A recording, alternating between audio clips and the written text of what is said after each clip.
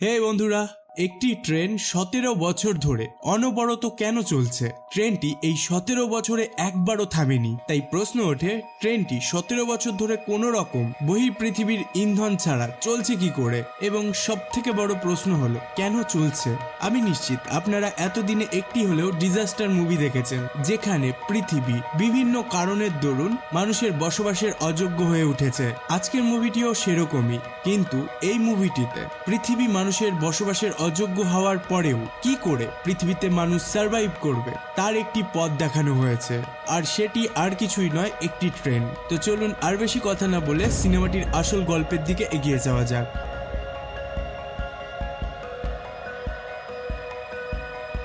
সিনেমাটি শুরু হয় একটি ট্রেনকে দেখিয়ে, তবে এটা কোনো সাধারণ ট্রেন নয়। এটা এমন একটি ট্রেন যেটা প্রায় 17 বছর ধরে একটানা চলছে, অর্থাৎ এতগুলো বছরের মধ্যে ট্রেনটি একবারও থামেনি। তবে এর পেছনে একটি কারণ রয়েছে।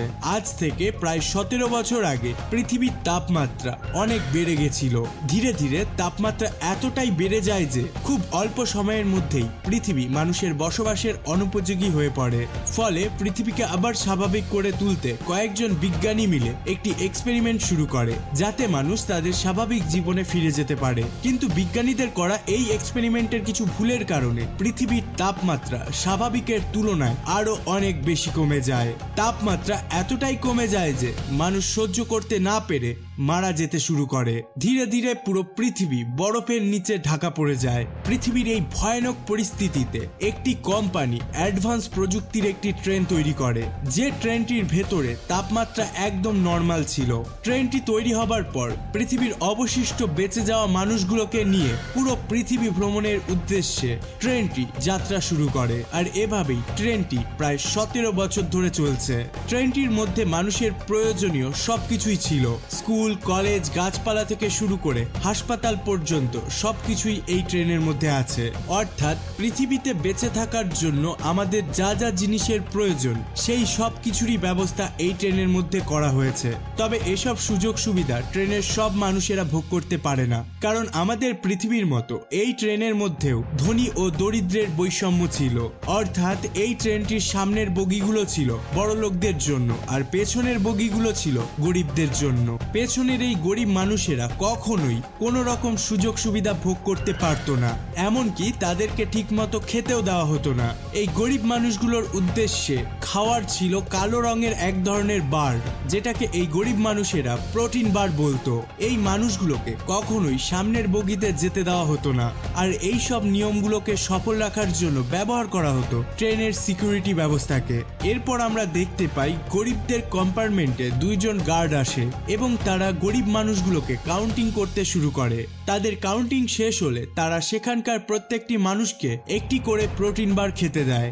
এই প্রোটিন বারের বাইরে তাদেরকে আর কোনো রকম খাবার দেওয়া হতো না। প্রায় 17 বছর এই ট্রেনের মধ্যে গরিব মানুষগুলো এভাবেই জীবনযাপন করছে। প্রোটিন বার দেওয়া শেষ হলে গার্ডরা সেখান থেকে চলে যায়। এরপর আমরা কার্টিস এবং এডগার নামের 2 জন ছেলেকে দেখতে পাই, যারা কিনা এই গরিব দলের সদস্য ছিল। গার্ডরা চলে যাওয়ার পর তারা 2 জন মিলে প্রত্যেকের প্রোটিন বার চেক করতে থাকে। আসলে প্রতিদিন তারা যে কোনো একটি প্রোটিন বারের মধ্যে একটি করে মেসেজ খুঁজে পেত, যেখানে তাদের জন্য কিছু ক্লু থাকতো। তাই তারা আজকের প্রোটিন বারগুলোকে পর্যবেক্ষণ করে মেসেজ খুঁজছিল। তখন সেখানেই থাকা তানিয়া নামের একজন মেয়ে তাদেরকে জানায়, তোমরা যে প্রোটিন বারকে খুঁজছো সেটা আমার ছেলে টিমের কাছে আছে। কিন্তু টিম 5 বছরের একটি ছোট্ট বাচ্চা, তাই সে কার্টিসকে তার প্রোটিন বারটিকে দিতে চাইছিল না। তখন কার্টিস টিমকে ভুলিয়ে ভালিয়ে প্রোটিন বারটিকে নিয়ে নেয়। এরপর সেই প্রোটিন বারের মধ্যে কার্টিস একটি ছোট্ট ক্যাপসুল খুঁজে পায়, এবং সেই ক্যাপসুলের মধ্যে প্রতিবারের মতো একটি মেসেজ ছিল। কার্টিস দেখতে পায় আজকের মেসেজে ছিল 3টি শব্দের একটি সংকেত, যা যথাক্রমে NAM। আসলে কোনো এক অজানা ব্যক্তি সামনের বগি থেকে তাদেরকে মানে গরিবদেরকে গোপনে গোপনে এভাবেই প্রতিদিন মেসেজ পাঠায়। আর এটা করবার উদ্দেশ্য কি তা আমরা ভিডিওর শেষে ঠিক জেনে যাব।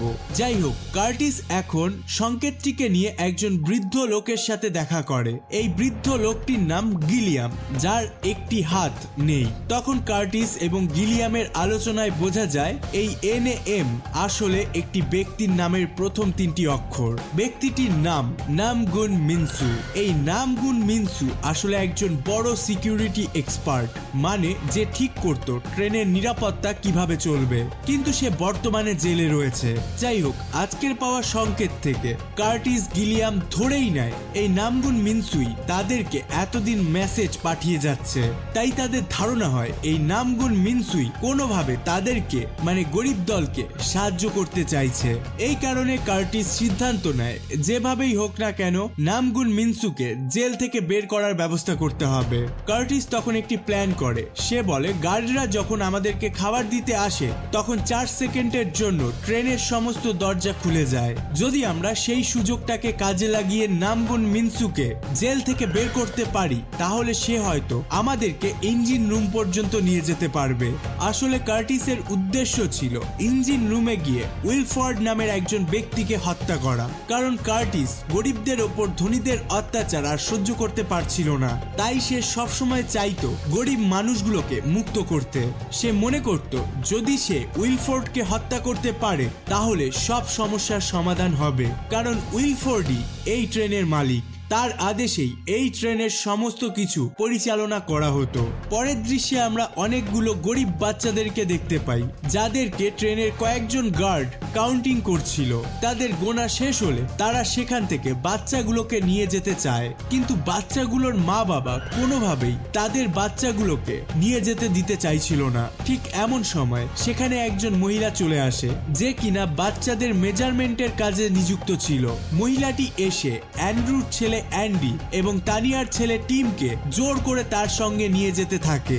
এদিকে তানিয়া তার সন্তানের জন্য চিৎকার করে কাঁদতে শুরু করে এবং তানিয়া ওই মহিলাটির ওপর ভীষণ রেগে যায়, কারণ এইভাবেই গরিব মানুষগুলোর ওপর প্রতিনিয়ত অমানবিক আচরণ করা হচ্ছিল, যেমন আজ তাদের সন্তানকেই তাদের থেকে ছিনিয়ে নেওয়া হচ্ছে।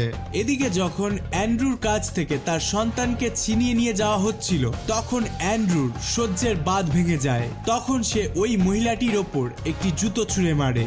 এই দৃশ্য দেখে সেখানে থাকা সকলেই অনেক অবাক হয়ে যায়, কারণ এই ট্রেনে উচ্চবিত্তদের বিপক্ষে কোনো পদক্ষেপ নেওয়া মৃত্যুর চাইতে কম কিছু না। কিন্তু অ্যান্ড্রুর ক্ষেত্রে এটা আরো বেশি ভয়ানক ছিল, কারণ বাচ্চাটিকে ওই মহিলাটি নিয়ে যাওয়ার পর ট্রেনের কিছু কর্তৃপক্ষ সেই কম্পার্টমেন্টে আসে। তারা গরিবদের কম্পার্টমেন্টে এসে অ্যান্ড্রুকে একটি দৃষ্টান্তমূলক শাস্তি দিতে শুরু করে। আর সেই শাস্তি ছিল অ্যান্ড্রু যে হাত দিয়ে ওই মহিলাটিকে জুতো ছুঁড়ে মেরেছিল সেই হাতটাকে ট্রেনের বাইরে একটি ছিদ্রর মাধ্যমে বার করে আটকে দেয়। ট্রেনের বাইরে প্রচন্ড ঠান্ডার কারণে সেই হাতটা বরফে পরিণত করা হয়। এরপর একটি বিশাল হাতুড়ির সাহায্যে আঘাত করতে করতে অ্যান্ড্রুর হাতটাকে ভেঙে টুকরো টুকরো করে দেওয়া হয়। আপনাদের নিশ্চয়ই এটা আর বলতে হবে না যে এটা অনেক যন্ত্রণাদায়ক একটি শাস্তি ছিল, যেটা কিনা মৃত্যুর থেকেও ভয়ানক। আর এই শাস্তিটি দেওয়া হয়েছিল সমস্ত গরিব দলের সামনে। ট্রেনের কর্তৃপক্ষ এসে তাদেরকে এটা বুঝিয়েও দেয় এরকম ঘটনা পরবর্তীতে ঘটলে এর থেকেও বেশি ভয়ঙ্কর শাস্তি তাদেরকে দেওয়া হবে।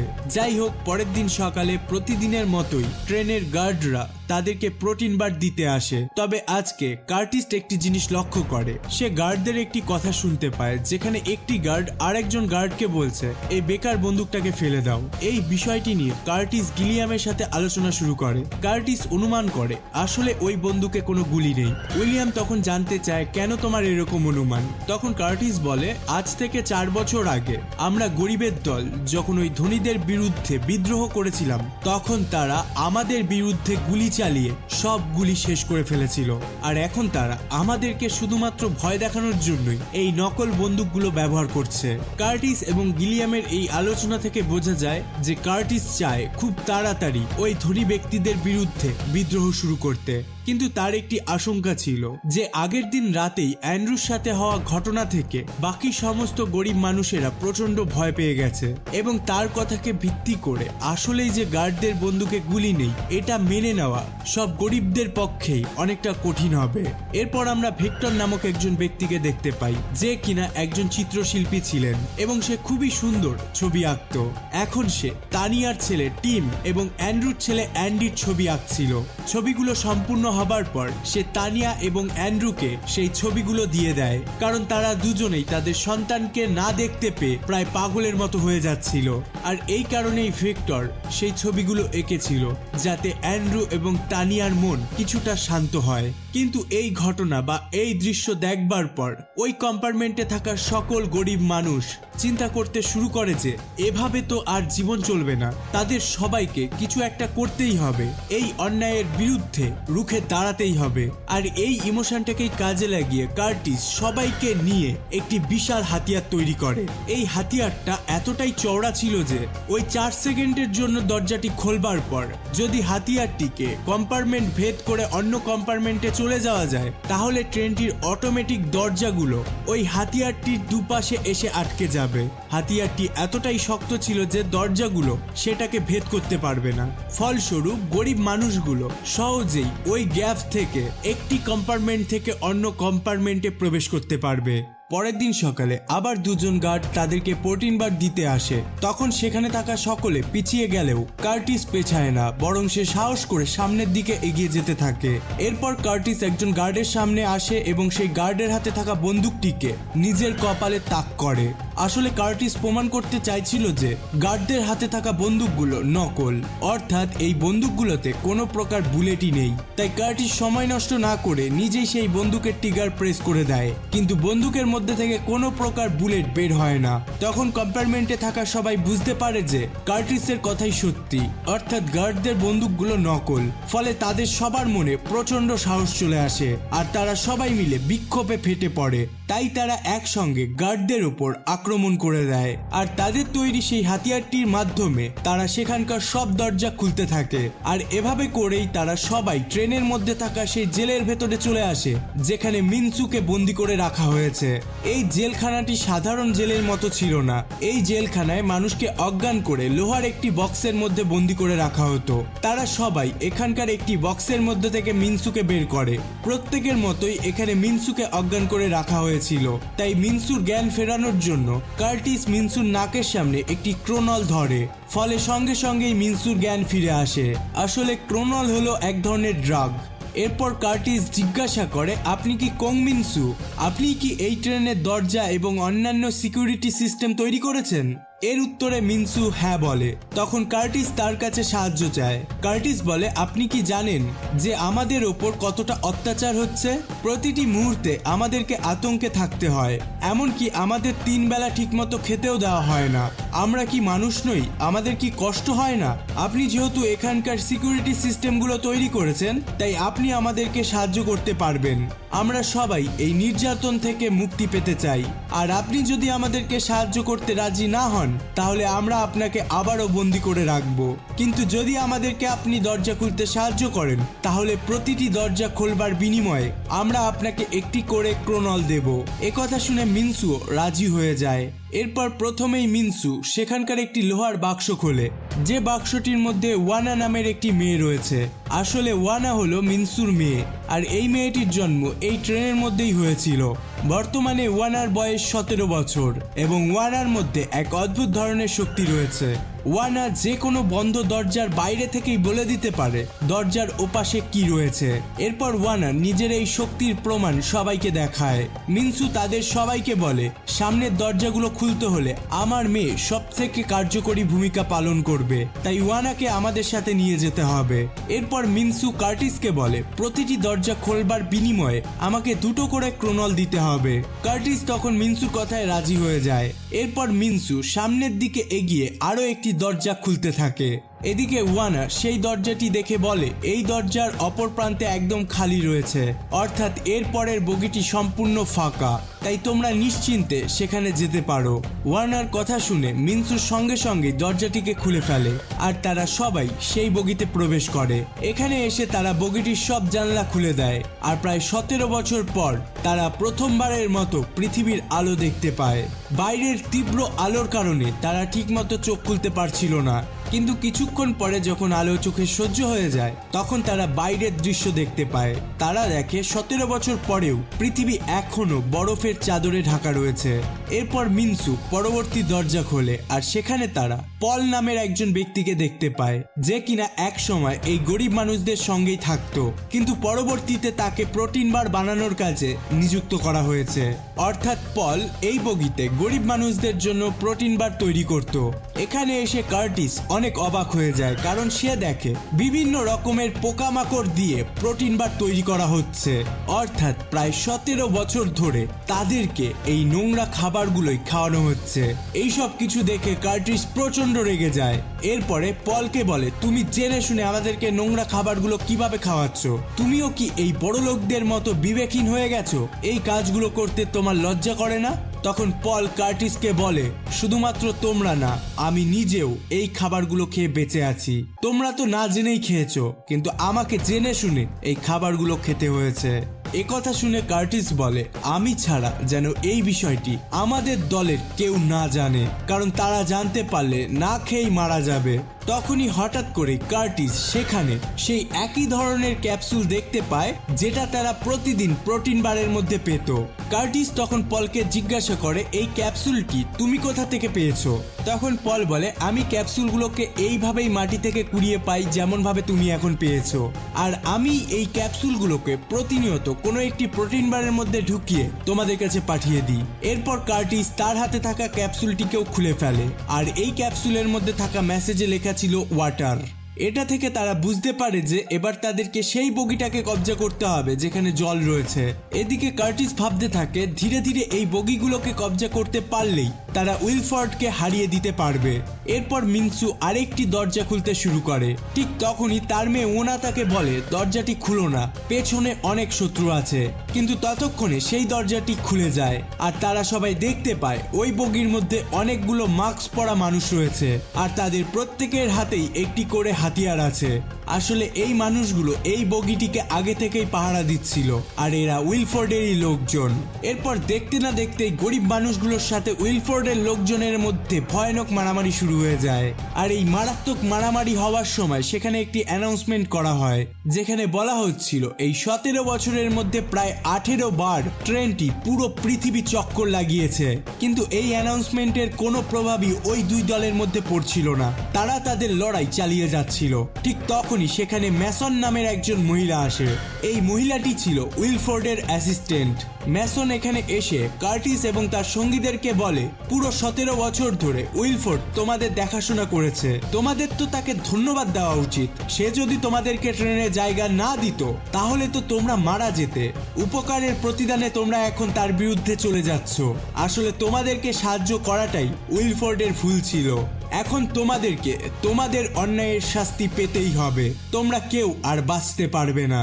একথা বলবার কিছুক্ষণের মধ্যেই আমরা দেখতে পাই সেখানকার সকল গার্ডরা তাদের চোখে নাইট ভিশন গ্লাস পরে নেয়, যাতে করে তারা অন্ধকারে খুব ভালোভাবে দেখতে পারে, কারণ গার্ডরা জানতো যে সামনে একটি অন্ধকার টানেল আসছে।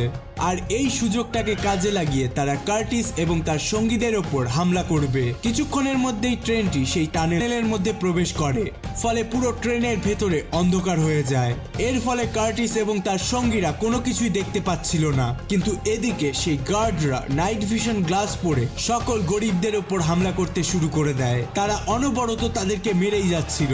এদিকে গরিব মানুষেরা বুঝতেই পারছিল না যে তাদের এখন কি করা উচিত। তখন কার্টিস সবাইকে মশাল জ্বালাতে বলে। কার্টিসের কথা মতো তারা সকলেই তাদের হাতে মশাল তুলে নেয় এবং সেই আলোতে গার্ডদের সঙ্গে লড়াই করতে শুরু করে। এক পর্যায়ে দেখা যায় কার্টিস এবং তার সঙ্গীরা গার্ডদেরকে হারিয়ে দিয়েছে, অর্থাৎ তারা এই লড়াইয়ে বিজয়ী। কিন্তু সবচাইতে দুঃখের ব্যাপার ছিল যে কার্টিস তার প্রিয় বন্ধু এডগারকে হারিয়ে ফেলে, যে কিনা ছোটবেলা থেকেই তার ক্ষুদ্র সুখ এবং অধিক দুঃখের সাথী ছিল। তাই এই ঘটনা থেকে কার্টিস অনেক কষ্ট পায়। এদিকে সকল দরিদ্র মানুষেরা বিক্ষোভে ফেটে পড়ে। তাদের চোখে মুখে যেন প্রতিশোধের আগুন জ্বলছে। প্রায় 17 বছর ধরে তাদের ওপর হয়ে আসা অন্যায়ের প্রতিবাদ আজ তারা করবেই। তাই তারা সবাই মিলে উইলফোর্ডের অ্যাসিস্ট্যান্ট ম্যাসনকে বন্দি করে ফেলে। এরপর তানিয়া এবং অ্যান্ড্রু ম্যাসনের কাছে তাদের সন্তানের কথা জানতে চায়। তখন ম্যাসন তাদেরকে বলে, আমি তোমাদের সন্তানের ব্যাপারে কিছুই জানি না, আমি তো শুধুমাত্র এখানকার ম্যানেজমেন্টের দায়িত্বে আছি, তাই আমাকে বন্দি করে তোমাদের কোনো লাভ নেই, তোমরা আমাকে ছেড়ে দাও। কার্টিস তখন ম্যাসনকে বলে, হ্যাঁ আমরা আপনাকে ছেড়ে দিতে পারি, কিন্তু তার পরিবর্তে আমাদেরকে আপনি উইলফোর্ডের কাছে পৌঁছে দিন। ম্যাসন তার জীবন বাঁচানোর জন্য কার্টিসের কথায় রাজি হয়ে যায়। এরপর ম্যাসন তাদের সবাইকে নিয়ে সামনের বগির একটি দরজা খোলে। এই বগিটি অন্য বগির থেকে সম্পূর্ণ আলাদা ছিল। তারা এখানে এসে নানা ধরনের গাছপালা দেখতে পায়। গাছপালা দেখতে দেখতে তারা সামনের দিকে এগিয়ে যেতে থাকে। কিছু দূর যাবার পর তারা একটি বিলাসবহুল রেস্টুরেন্ট খুঁজে পায়, যেখানে সব ধরনের সুস্বাদু খাবারের ব্যবস্থা করা আছে।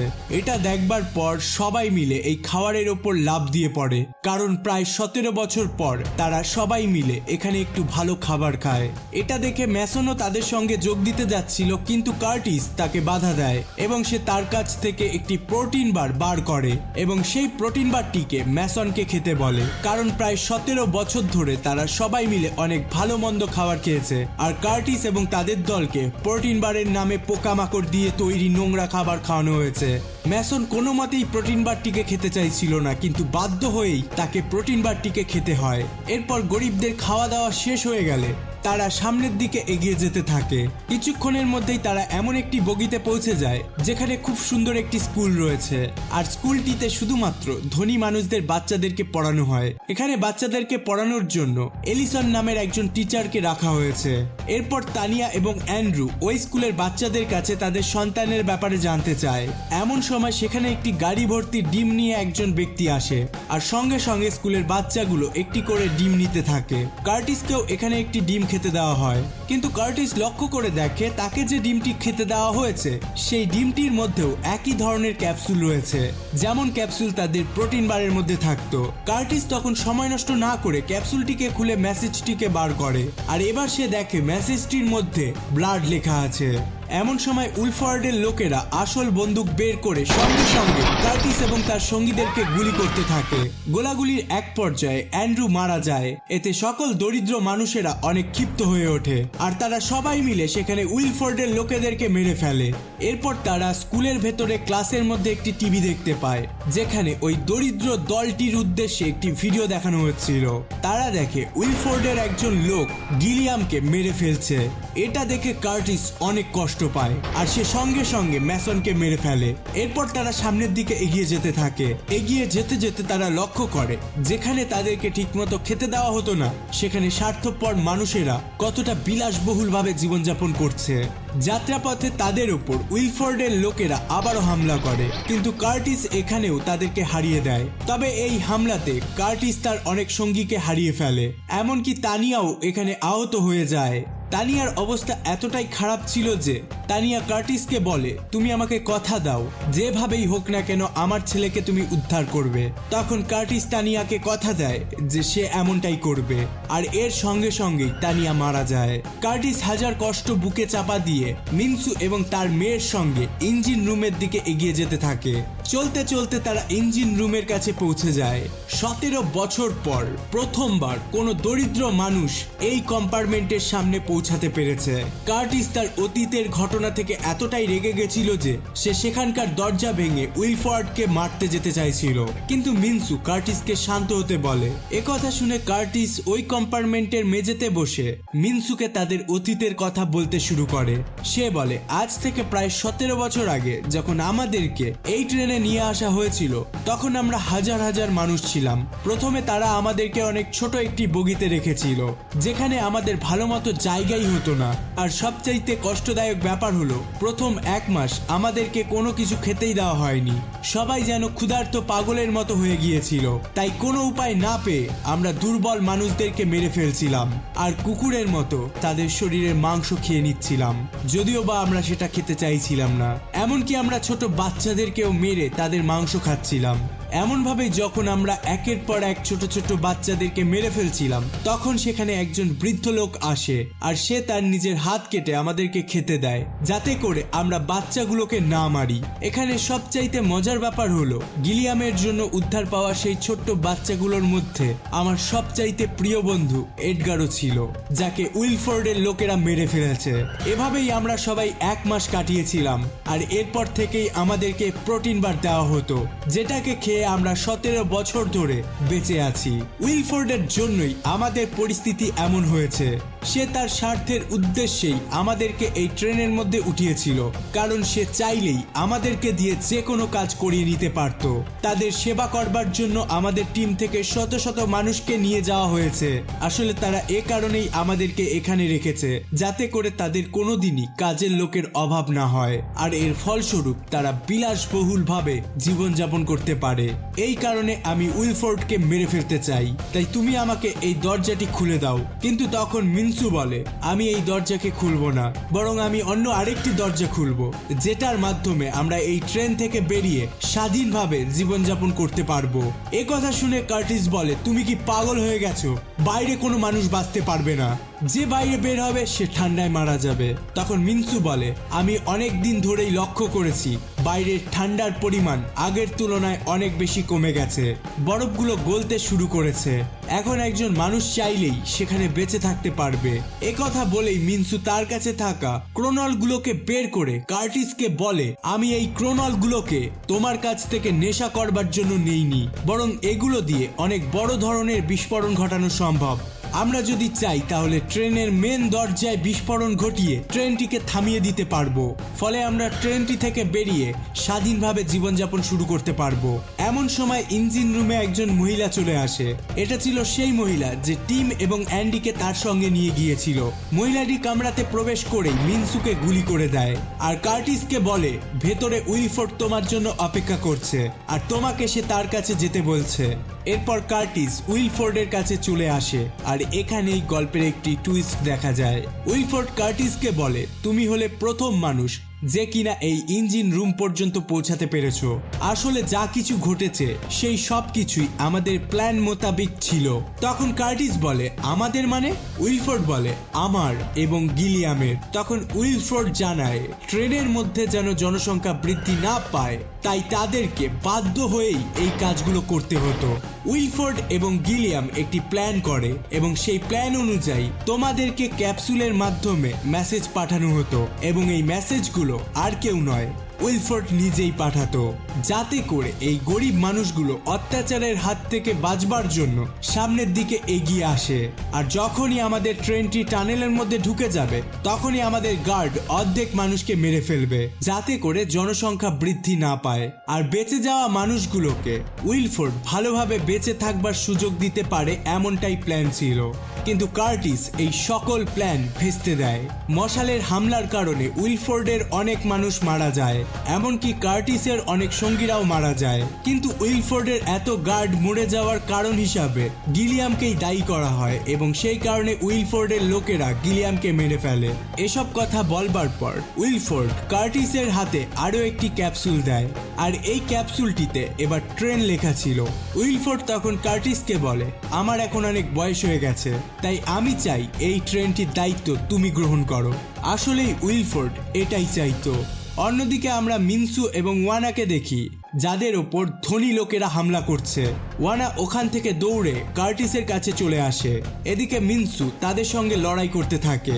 ওয়ানা এখানে কার্টিসের কাছ থেকে একটি দেশলাই চায়, যাতে করে তারা বিস্ফোরণ ঘটিয়ে ট্রেনটিকে থামিয়ে নতুন একটি স্বাধীন জীবনে পা রাখতে পারে। কিন্তু কার্টিস ওয়ানাকে বাধা দেয়। ওয়ানা তখন বাইরে যাওয়ার জন্য সেখানকার ফ্লোরে একটি রাস্তা তৈরি করতে থাকে, আর যখন ওয়ানা ফ্লোরটাকে উপড়ে তোলে, তখন তারা সেখানে একটি ছোট্ট বাচ্চাকে দেখতে পায়। আর এই বাচ্চাটি হলো তানিয়ার ছেলে তিমি। যে এই ফ্লোরটির নিচে বসে বসে কাজ করছিল। কার্টিস তখন অনেক কষ্ট করে তিমিকে সেখান থেকে বের করে, কিন্তু এই কাজটি করতে গিয়ে কার্টিস তার একটি হাত হারিয়ে ফেলে। উইলফোর্ড তখন কার্টিসকে বলে যখনই ইঞ্জিনে কোনো সমস্যা হয় তখনই তারা পেছনের বগি থেকে বাচ্চাদেরকে ধরে আনে, কারণ ইঞ্জিনের মধ্যে শুধুমাত্র বাচ্চারাই প্রবেশ করতে পারে, আর এই বাচ্চাকে দিনের পর দিন এখানে বসিয়ে রাখা হয় যাতে করে ইঞ্জিনে কোনো সমস্যা না হতে পারে। আর এ কথা শুনে কার্টিস উইলফোর্ডের ওপর অনেক রেগে যায়। তখন কার্টিস চিন্তা করে যে উইলফোর্ডকে মেরে ফেলবে। এদিকে ওয়ানা বাইরে বের হওয়ার জন্য ক্রোনলে আগুন লাগিয়ে দেয়, ফলে সঙ্গে সঙ্গে সেখানে এক বিশাল বিস্ফোরণ ঘটে।